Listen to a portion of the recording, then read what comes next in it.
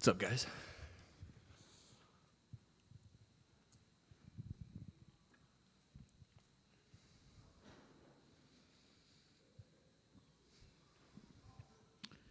Cody, how are you feeling ahead of this return? How are the feelings for this fight? Yeah, I feel good. Back on the East Coast, I'm originally from South Carolina, so Atlanta's not a home game, but it's as close as you're gonna get almost. And yeah, I'm excited. My goal is to kind of take a little more time in between fights, but the UFC knows they call me. I'm gonna say yes, so we got right back into it. Yeah.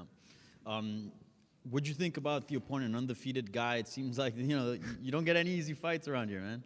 Yeah, he's a beast, man. He's super athletic, pretty big for the weight, got a good wrestling background. He's a little green. He's only had 2 fights in the UFC. I feel like I'm definitely the most experienced guy he's ever fought. I have more fights in the UFC than he has in his entire career, and experience goes a long way. But, yeah, he's tough, man. I think the tougher guys I fight, the more it pulls my skills out. The better the guy I'm fighting, the more the pressure, all those things, it pulls something out of me that makes me be great. And, yeah, I'm just excited for it, man. Like I said, the UFC knows I'm never going to say no, so they call me with whoever, and we'll get busy. You in your last fight, you fought Julian Marquez, who's a veteran. Now you're fighting somebody, as you mentioned, that's like pretty new face. What matchup or what scenario do you like better? Fighting the veteran that's known, that's been around for a bit, or fighting these guys that have a lot of hype but maybe are a little bit unproven? Yeah, it's different. I feel like I don't necessarily prefer one or the other. I think they just bring different challenges. I think one of Mansour's greatest qualities is that he has so much confidence, and that kind of carries him through a lot of his fights. I think this sport is hugely based on momentum, and if you can get some momentum behind you, you can go really far. I think we see that constantly in the sport, and he's got a ton of momentum right now. So, the good thing about that is if you kind of put him in the fire and make him face a little bit of adversity, he hasn't really been there, and so he doesn't really know how he'll respond to that, and that's my job on Saturday. Yeah. You kind of hinted there, but like, what's the game plan, or sort of what you're looking forward to do here? Just like put the pressure on him and put on your grappling game? I can't tell you the whole plan. No, I'm just kidding. I mean, it's nothing specific. I think I'm at a point where I'm not fighting guys where I need to be like, hey, this is exactly what I need to do. If it doesn't go to this script, I'm going to be in trouble, right? I think as you get higher in rankings and as you get more skilled opponents, that's something you need to do. But if I just go out there and have fun and find my flow early and get busy, there's not one spot in this fight that I feel like I can't be successful. I think Mansour's best qualities, he has great killer instinct. He gets on top, and he seems to find a way to finish people. So just avoiding the positions where he's really, really talented and kind of putting him in the spots that I want him to be. He's never had somebody push pace on him and be willing to stand in the fire and fight. And if anybody's ever watched my fights, man, I feel like that's where I thrive is kind of in the chaos, and that's kind of what I'm looking to do. Yeah, and I gotta ask you about Bo Nickel, because you fought him, so you guys are linked. But what was your reaction to his defeat to RDR and overall just sort of the backlash that he's received following that? Yeah, I think we all know what we signed up for. I feel like Bo Nickel, obviously, he's a huge star, so the backlash is always going to be there.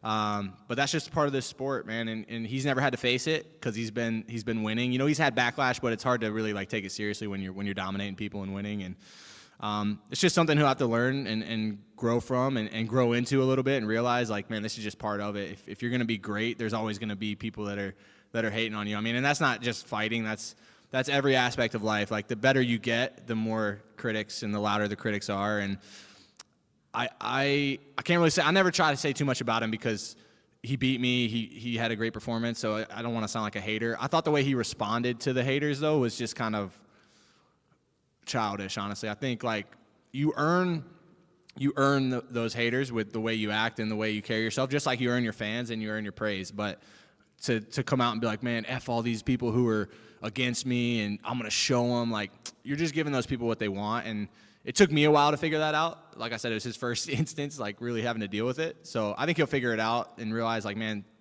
the way those people feel about you isn't going to affect how you fight or affect who you are as a person. But he's obviously letting it get to him, and I would encourage him to try to frame away from doing that. Yeah. Is that one that you, after watching him, get his first loss, is that something that, maybe sparked some interest in rematching him? Do you see that and you're like, damn, maybe I can do that? Yeah, I felt like that night I could beat him. So it wasn't like I felt like I couldn't beat him. Obviously, fighting's a 50-50 sport, man. It's different than any other sport. It's not like football or basketball where the better team is going to win 9 out of 10 times. It's 6 out of 10 at best. And, that was his night, and he got it done. But I didn't leave there feeling like, man, I can't hang with that guy or I can't compete with him. So, yeah, I mean, rematches in the UFC don't really make sense really ever unless it's like for a title or a number 1 contender spot. So I would never like expect that, but I would have no problem running it back. Like I said, it doesn't really matter who they offer me. I'm always going to say yes, and we'll get after it. Yeah, so not something you're chasing. No, definitely not. Thank you and good luck. Thank you. Cody, so last fight you finished Julian Marquez in the first round. How did it feel to kind of get back on the right track and really make a statement and prove you're still with the best of the best? Yeah, it felt good. I feel like just the way that fight went. I feel like everybody was like, man, Cody Brundage, another crazy fight. Everybody at one point was holding their breath like, oh, here we go again, and to overcome that was cool. It was a 4-minute, 45-second fight. There was about 40 seconds of adversity. Like some people get a little bit twisted, like it was some super competitive close fight. Like I was dominating the fight, got clipped. If you watch any of Julian's fights, he's fought some really talented guys. He always finds a way to clip them. He takes a lot of damage, catches you coming in. Kind of what happened with me. That was the hardest way to beat Julian Marquez in a dogfight, and I feel like to do that just proved a lot to myself, and just kind of showed that I'm a dog and I'm tough, and that's something people would question. I said that the week of the fight, like, hey, that's going to be the storyline. That Cody's good, he's talented, but he kind of fades and breaks, and it was my job to prove that wasn't the case, and I feel like I did a good job of that. Yeah, you mentioned that you've had a lot of crazy fights. Do you relish being in that situation? Is it something you look forward to? No, definitely not. It's if I could get in there clean, that would be the goal. I think it would be better for me. It'd be way better for my parents watching. But unfortunately, that's just not our style, man. We just got to kind of get into it and get after it. And I think I wrote so I started doing this thing. I would journal and I would write down okay. So last fight I broke my orbital, and I wrote down okay every day that I was in pain. Right, and so it was 3 weeks of pain, discomfort, and I was like, man, that was worth it though to get the dub. So now it's just whatever the pain and whatever it is, I'm willing to go through it. Give more, take more. That's kind of been my mantra this camp is I can give more and I can definitely take more. So I think when you have that mindset, it's kind of freeing to go fight, and then whatever happens, happens. Yeah. So you mentioned you have a journal.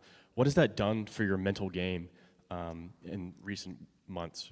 I think more than anything, if you can just find things to be consistent with, I think consistency really breeds success. And whether that's journaling, people are big on the ice bath, people are big on the sauna. I don't necessarily buy into all these things that people do, but I think anytime you can introduce consistency into your life, no matter what it is, I think that's huge for success and structure. And so whatever it is for you, whether it's journaling, ice bath, sauna, private lessons, watching film, whatever it is, just be consistent with it, and I think it'll go a long way.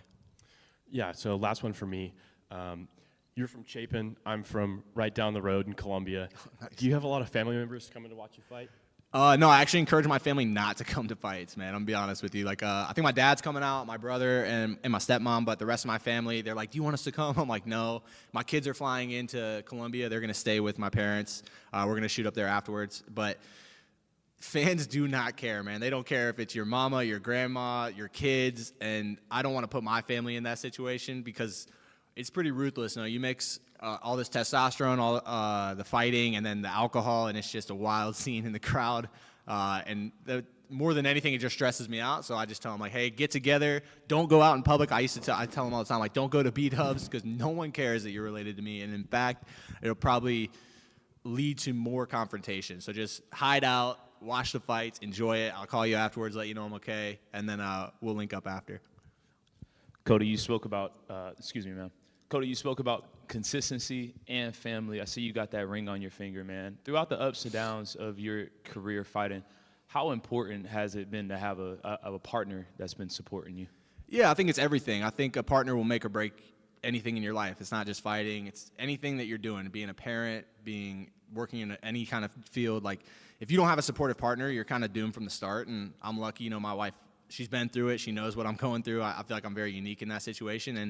And the only thing I always laugh, my wife, I'll show her videos of my sparring, or she'll come watch my sparring, and she'll be like, why didn't you do this? Why didn't you do this? And I swear, man, this is such a blessing, but my wife, she thinks that I should be pound for pound number one, and I'm like, babe, I just don't know if I'm there, I like that you believe in me this much. She's like, no, you can do it. I'm like, man, so it's good to have people that believe in you more than you believe in yourself, and I definitely have that with her. She's my toughest critic, but also my biggest supporter. And yeah, I'd be lost without her. And it's so cool to just have her on this journey with me and our girls. And when I look back, I'm not going to remember all the fights or all the results, but man, it's been a cool ride, and my life is just really cool, and I'm grateful. And this fight camp in particular, has there been any word of wisdom or just like encouragement that's been kind of like flowing through you as you prepare for this battle? Yeah, so two things. I think, like I said, give more, take more, and just embracing that, and that kind of fights the fear a little bit. Just give more, take more, and be willing to kind of go out on your shield, which I feel like I am. I just repeating it to myself is important. And then you can't pray and worry at the same time. I think that's been something that's been heavy on my heart, not just this fight, but just like in the last year. I feel like I really found my faith again, and that was something that was important. I kind of spoke on it before, but I feel like you can be really happy without faith, but I feel like it's hard to have like long-lasting joy, right? Like you can be happy in moments, you can be happy in circumstances, but without faith, it's hard to really have joy because there's nothing bigger than yourself, right? You're just doing it for yourself, and that can be fleeting. And so to have real joy has been important, and like I said, you can't pray and worry at the same time. Thank you. Yeah, appreciate you. Oh, man, obviously you're from the region.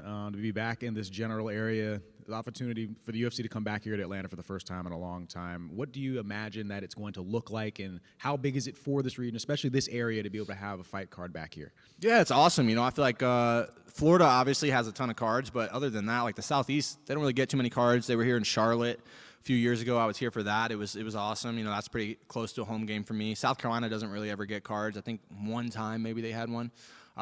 In Greenville or something, but it's few and far between. So to get back on the East Coast and get after it, I think it's huge for the region. Atlanta's a super cool city, so there's lots to do. I feel like the crowd's gonna be electric, and late night cards is kind of like late night football games. Like SEC football is different. That late night football games is different, and I feel like that's how the card will be.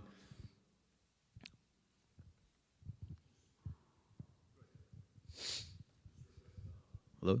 Oh, you mentioned about like you tell your family to stay away. Has your family or friends ever had like a weird running with a fan or something at an event? Like, do you say that from experience? Yeah, so when I fought in Denver, I got hit in the back of the head. Everyone's booing me, this, that, and the other about how much of a pussy I am. And my mother-in-law, she's a rider, dude, but she was getting into it with these dudes. I guess she got like hit or pushed or something. I'm like, man, I try to avoid having my family there. And it sucks because it would be cool. There's nothing like a live UFC event. I think it's the greatest sporting event you could ever go to. It makes everything kind of pale in comparison once you've been to one. But I just it just stresses me out. Tell my family, like, hey, stay away. Don't wear anything that says Cody Brundage. Don't let anyone know you're affiliated with me because – and that's not just for me. It's for all fighters. Like, I went to the Kansas City card. My buddy Anthony Smith, he was retiring. I wanted to go support him. And it just like people ask me all the time, like, would you ever bring your kids to the fight? And I saw literally 2 rows in front of me. I'm sitting with the fighters, so like as far away from general population as you can. And like Ian Gary comes out, he's holding his son. I'm like, damn, what a cool moment. Maybe it would be cool to have my family here. 2 seconds later, they're like, fuck Ian Gary, fuck him. I'm like, dude, never mind. So yeah, UFC fans never fail to disappoint in terms of their passion. Sometimes it's misdirected, though, and so I'll keep my family away for sure. Yeah, double-edged sword, I guess. Yeah, 100%. We know what we sign up for. It's definitely something you sign up for. I'm not one of these guys who's like, screw them. I can't believe they're doing that. I get it, but I'll just protect myself on the back end. Thank you. Good Yeah, luck. appreciate you. Yeah, thank you.